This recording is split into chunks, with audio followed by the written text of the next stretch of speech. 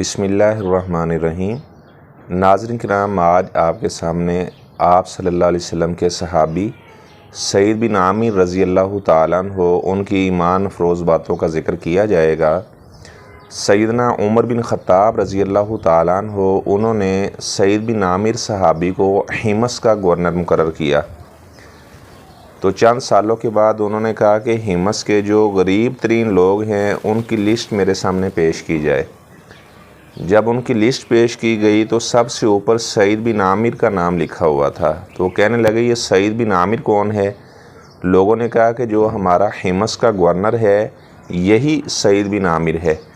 تو سیدنا عمر رضی اللہ تعالیٰ عنہ کی آنکھوں میں آنسو آ گئے کہ عمر جس طرح اللہ سے ڈرنے والا ہے اور اس کے بنائے ہوئے جو عاملین ہیں، گورنر ہیں، وہ بھی اسی طرح اللہ تبارک و تعالیٰ سے ڈرنے والے ہیں۔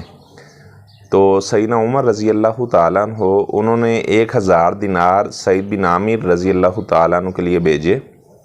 جب وہ دیناروں کی تھیلی ہاتھ میں آئی تو آنکھوں میں آنسو جاری تھے، تو بیوی نے کہا کیا امیر المومنین وفات پا گئے ہیں؟ فرمانے لگے نہیں، امیر المومنین زندہ ہیں، یہ مال کا فتنہ میرے گھر میں آ گیا ہے، مجھے اس بات کا ڈر آ رہا ہے کہیں میں اس مال کی وجہ سے فتنے میں مبتلا نہ ہو جاؤں۔ تو بیوی نے کہا کہ یہ سارے کا سارا مال ہم اللہ کی راہ میں خرچ کر دیتے ہیں۔ تو لسٹ بنائی، جتنے فقیر لوگ تھے، محتاج تھے، مساکین تھے، تو ان میں وہ 1000 دینار انہوں نے تقسیم کر دیا۔ تو یہ صحابہ کرام کی سیرت ہے۔ ہمیں بھی چاہیے کہ ہم بھی اخروی زندگی کی فکر کریں۔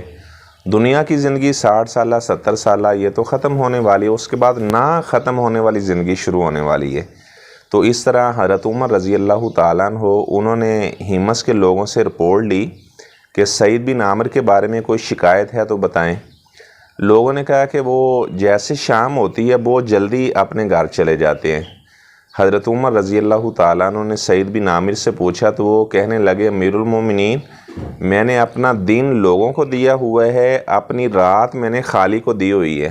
دن کے وقت لوگوں کے فیصلے کرتا ہوں اور رات کے وقت چونکہ میں نے لمبا قیام کرنا ہوتا ہے اس وجہ سے میں جلدی چلا جاتا ہوں۔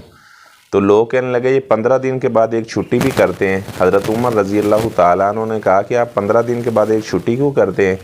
کہنے لگے امیر المومنین میرے پاس صرف ایک یہی جوڑا ہے، 15 دن کے بعد یہ بہت زیادہ میلا ہو جاتا ہے، تو پھر میں اسے دھوتا ہوں تو ظاہری بات ہے یہ خشک ہوتا ہے، تو پھر میں دوپہر کے قریب یعنی ان کے پاس ذرا تاخیر سے پہنچتا ہوں۔ تو حضرت عمر رضی اللہ تعالیٰ عنہ کی آنکھوں میں آنسو جاری تھے کہ کس طرح سعید بن عامر رضی اللہ تعالیٰ عنہ امانت داری کے ساتھ، دیانت داری کے ساتھ اپنا فریضہ سر انجام دے رہے ہیں۔ اپنے دروازے پر کوئی گن مین وغیرہ بھی نہیں بٹھایا ہوا تھا۔ تو سعید بن عامر رضی اللہ تعالیٰ عنہ کبھی کبھی وہ بیٹھے بیٹھے بے ہوش ہو کر گر جاتے تھے۔ تو حضرت عمر رضی اللہ تعالیٰ عنہ انہوں نے اس کی وجہ پوچھی تو کہنے لگے امیر المومنین میں نے بچپن کے اندر دیکھا تھا کہ جب حضرت خبیب رضی اللہ تعالیٰ عنہ کو لوگ سولی پر لٹکانے کے لیے لے کر جا رہے تھے تو وہ کس طرح حضرت خبیب رضی اللہ تعالیٰ عنہ کو تلواریں مار رہے تھے، اس طرح جناب نیزے مار رہے تھے۔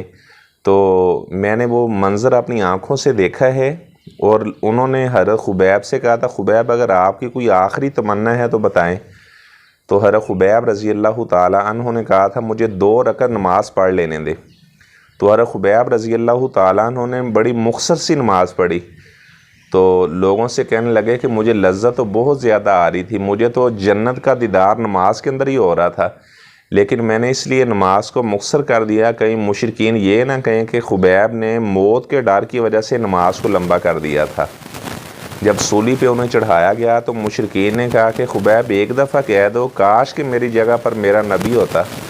تو حضرت خبیب رضی اللہ تعالیٰ عنہ کی آنکھوں میں آنسو آ گئے، کہنے لگے اللہ کی قسم یہ تو میری ایک جان ہے، اگر 1000 جان بھی ہوتی تو آپ صلی اللہ علیہ وسلم پر قربان کر دیتا۔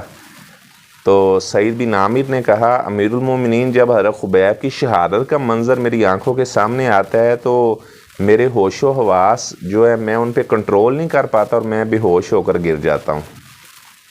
تو حضرت عمر رضی اللہ تعالیٰ عنہ کے جو بنائے ہوئے گورنر تھے، عاملین تھے، وہ اس طرح اللہ تبارک و تعالیٰ کا ڈر رکھنے والے تھے اور وہ کتاب و سنت کے عالم تھے۔ تو اللہ تبارک و تعالیٰ جس طرح صحابہ نے ڈر والی تقوی والی زندگی بسر کی، اسی طرح اللہ تبارک و تعالیٰ ہمیں بھی حقیقی تقوی والی زندگی بسر کرنے کی توفیق عطا فرمائے۔